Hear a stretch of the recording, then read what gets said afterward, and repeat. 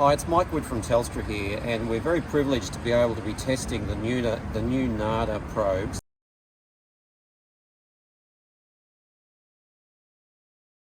The SRM 3006, but we've got the 26 gig millimetre wave probes. We have a horn antenna and an E-field antenna. So this is the omnidirectional antenna, ideally used for when we're measuring small cells, a millimetre wave like you can see in the background. Now this antenna actually has to be orientated vertically to pick up the most signal because it has a donut shaped pattern. Now Phil, if you want to show what the pattern looks like, it has a minimum if you're pointing straight towards the small cell. So if I was pointing towards the small cell, I'm actually reading a null. I have to rotate the antenna up so that it's picking up the maximum level. And through our tests, what we've found is it's about a 5 to 10 time difference between pointing straight at the small cell and holding the antenna up.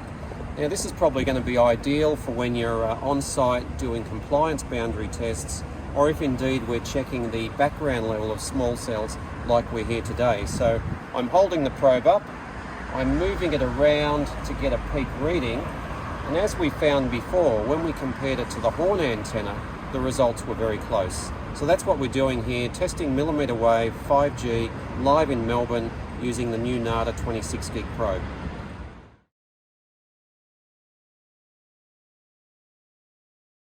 Hi, it's Mike Wood from Telstra here. What we're doing today, we're at the Labrador radio tower on the Gold Coast. We've got millimetre wave 5G running off this tower. We're going to activate a speed test to see it.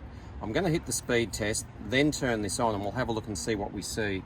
So hit the speed test, get ready to go once it's running, and we're going to start to see some activity, and you can see the 800 megahertz kick into action.